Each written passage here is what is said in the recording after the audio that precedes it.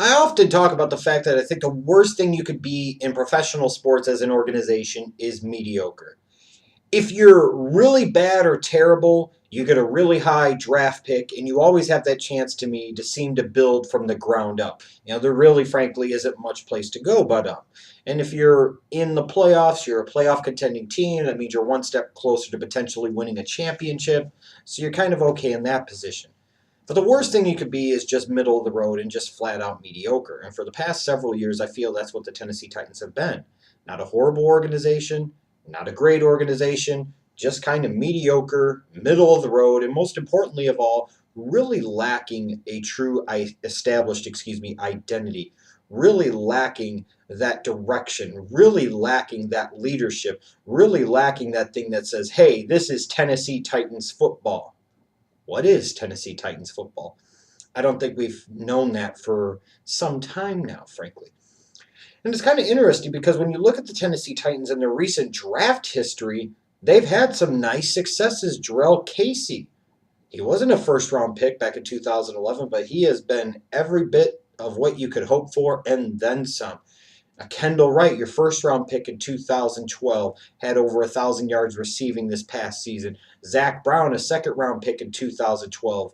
Another guy that I think has played very well at times. Chance Warmack, their first round pick this past year, I think showed himself very well as a rookie on the inside at guard and is only going to get better as time goes along. Part of the problem for this organization, I feel, is that they really lack, like I said, an identity. They really truly lack impact and star players. And what I mean is that over the past 3 seasons, they've had one Pro Bowler, I believe just one Pro Bowler, and that was Alteron Werner this past season. And now Alteron Werner is no longer in Tennessee. He signed in the offseason with the Tampa Bay Buccaneers. The point I'm getting at here is that they've had zero Pro Bowlers out of their past 3 drafts. Absolutely none. So they've had some hits. They've had some good players, but they haven't drafted any stars the past few years. Stars bring an identity. Tennessee Titans lack an identity.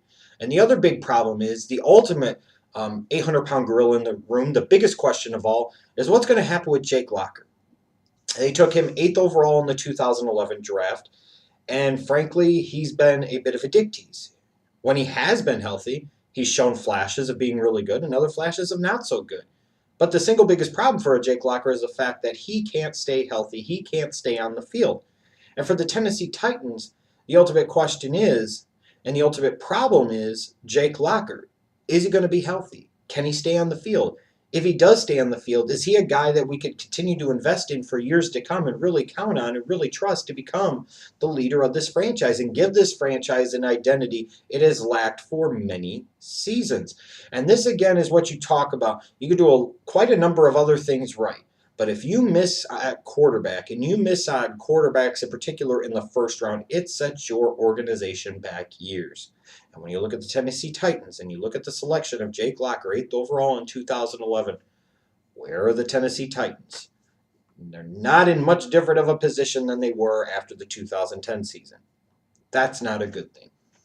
And again, as I talk about, in the past 3 drafts, they've drafted some good players. They've had some good pieces that they've added into the mix, but none of them have been really star players, and none of them have become big-time impact players. Not a single Pro Bowler drafted out of the past 3 drafts. You bring in Ken Whisenhunt, and he's going to hopefully bring a new identity, somebody that has a proven track record in Arizona of being a successful NFL head coach, something a Mike Munchak did not when he took over the job after the 2010 season when Fisher was shown the door. In terms of the draft for the Titans this year, they've got a first-round pick, a second-round pick, no third-round pick because that was given up in part with the trade up in the second round last year to get Justin Hunter, a guy who you would anticipate making some big strides in year number 2. You've got a 4th-rounder, a 5th-rounder, a 6th-rounder, and a 7th-rounder. So not having that third-round pick hurts just a little bit, but at least you could say they utilized that 3rd-rounder this year to move up into the second round last year to get a guy who could potentially be an impact player for them. But when you are a new coach and you want to build a team in your image, you would like to have as many draft selections as you possibly can because, again, the easiest way to rebuild your team in your image is through the NFL draft. And it's interesting because the Tennessee Titans, to me, when it comes to their draft strategy, have an incredible conflict of interest. And what I mean is that when you bring in an offensive-minded head coach, you bring in that offensive-minded head coach in part to improve the offensive side of the football, to make that the identity of your organization and your franchise. That's what you bring in an offensive-minded head coach for. Now, if you're a ridiculous organization like the Cleveland Browns, you bring in a Rod Chudzinski and then sit there and draft a defensive player in the first round. That's what dumb organizations do, and you see how that worked out for them. Now you look here at the Tennessee Titans, and the problem is that they've brought in a new offensive-minded head coach, in part, yes, to work with Jake Locker, try to get the most they can out of Jake Locker. They have needs on the offensive side of the football, but they're switching defensive schemes to a 3-4. So ultimately, if you're going to switch defensive schemes, you can't do what the Dallas Cowboys did in last year's draft. That is, you switch from a 3-4 after all those years to running a cover 2-4-3 and then draft a bunch of offensive players. What ended up happening? The Cowboys were mediocre, their defense was terrible, and they missed the playoffs yet again. So it's a real conflict, I think, for that Titans organization is you bring in an offensive-minded head coach, you would think you would want to surround Locker with as much help as you possibly could, and they'd be in a position to do that with their first 2 picks in particular in this draft.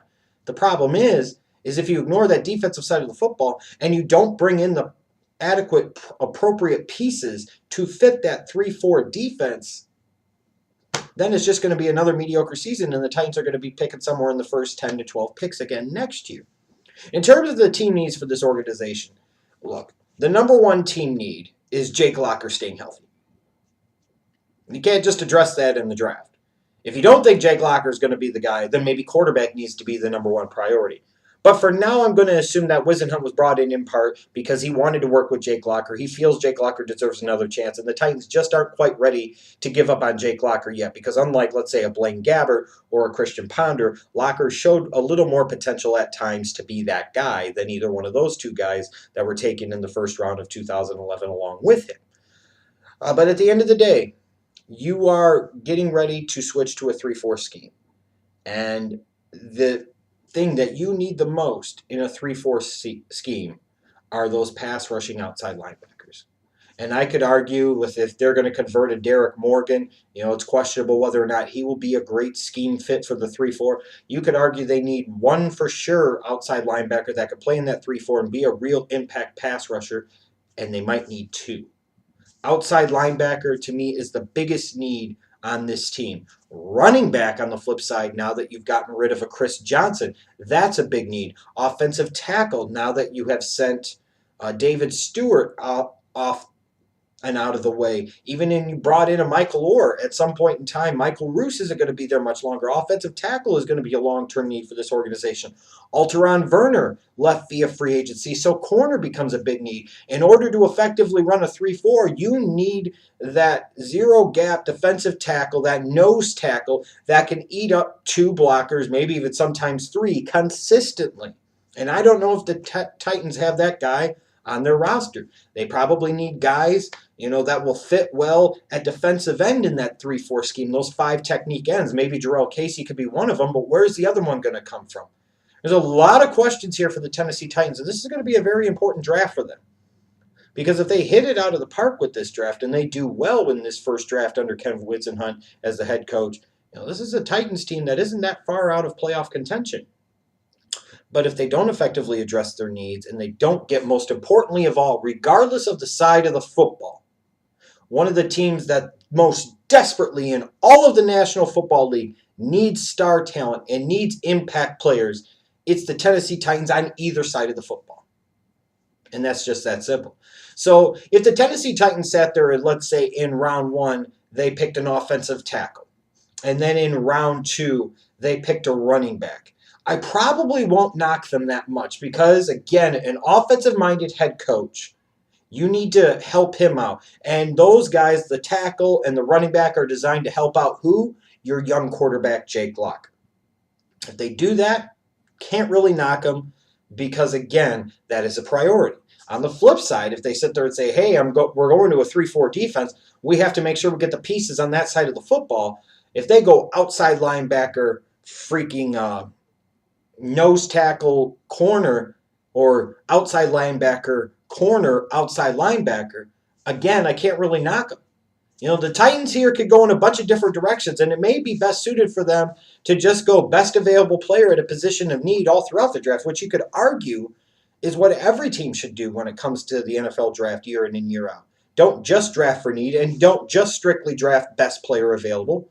I mean, the reason I say that is let's say you're the Green Bay Packers and you were picking in the top 10 and you had Aaron Rodgers. You probably got Aaron Rodgers for another 6, 7 years, you think. You don't spend a top 10 pick on a quarterback, even if that quarterback is your best player on the board. Because is that quarterback ever going to be better than Aaron Rodgers? Survey would probably say more likely than not, probably not. But you take the best player available at a position of need. And that's what I think the position is of the Tennessee Titans in this 2014 NFL draft.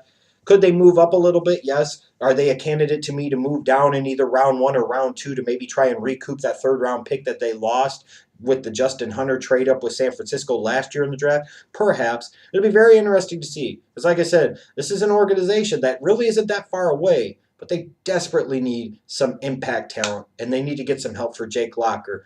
In that way, hopefully Jake Locker could show that he could be that franchise player in 2014.